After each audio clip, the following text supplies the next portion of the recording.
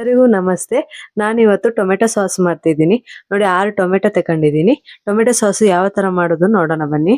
ಒಂದು ಪಾತ್ರೆ ನೀರು ಇಟ್ಕೊಂಡಿದ್ದೀನಿ, 6 ಟೊಮೆಟೊ ಹಾಕೊಂಡಿದ್ದೀನಿ, ಒಂದು ಚಿಕ್ಕದು ಶುಂಠಿ ಹಾಕೊಂಡಿದ್ದೀನಿ. ಈಗ ಚೆನ್ನಾಗಿ ಕುದೀಲಿ. ಕುದ್ದಾದ್ಮೇಲೆ ಆಫ್ ಮಾಡ್ಕೊಳ್ಳೋಣ. ನೀರು ಚೆನ್ನಾಗಿ ಕುದೀತಿದೆ ನೋಡಿ. ಇವಾಗ ಸಿಪ್ಪೆ ಬಿಟ್ಟಿದೆ. ಸಿಪ್ಪೆ ಬಿಟ್ಟಿದ್ರೆ ಟೊಮೆಟೊ ಚೆನ್ನಾಗಿ ಬೆಂದಿದೆ ಅಂತ ಅರ್ಥ. ಟೊಮೆಟೊ ತಟ್ಟೆಗೆ ಹಾಕೊಳ್ಳೋಣ. ಈಗ ಚೆನ್ನಾಗಿ ಸಿಪ್ಪೆ ತೆಗಿಯೋಣ. ಸಿಪ್ಪೆ ಉಳಿದ್ರೆ ಬಾಯಿಗೆ ಸಿಕ್ಕಿದ್ರೆ ಚೆನ್ನಾಗಾಗಲ್ಲ ಟೊಮೆಟೊ ಸಾಸ್, ಅದಕ್ಕೋಸ್ಕರ ಸಿಪ್ಪೆ ತೆಗಿಯೋಣ.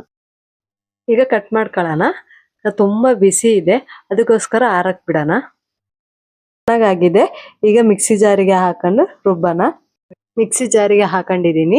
ಇವಾಗ ನೀಟಾಗಿ ಪೇಸ್ಟ್ ಮಾಡ್ಕೊಳ್ಳೋಣ. ಇಷ್ಟು ಪೇಸ್ಟ್ ಆದ್ರೆ ಸಾಕು.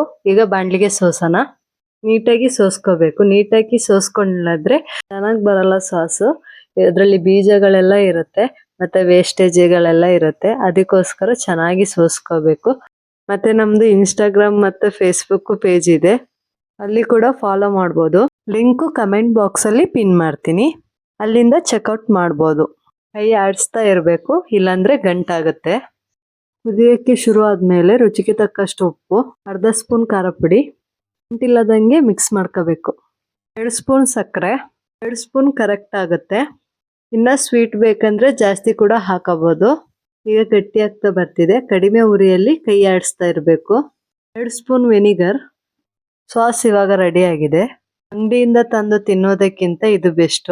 ಫ್ರಿಜ್ ಅಲ್ಲಿ ಇಟ್ಕೊಳ್ಳೋದಂದ್ರೆ 1 ಮಂತ್ ಇಟ್ಕೋಬಹುದು, ಹಾಗೆ ಇಡೋದಂದ್ರೆ 1 ವೀಕ್ ಇಡ್ಬೋದು. ವಿಡಿಯೋ ಇಷ್ಟ ಆದ್ರೆ ಲೈಕ್ ಮಾಡಿ, ಇಷ್ಟ ಆಗಿಲ್ಲ ಅಂದ್ರೆ ಡಿಸ್ಲೈಕ್ ಮಾಡಿ.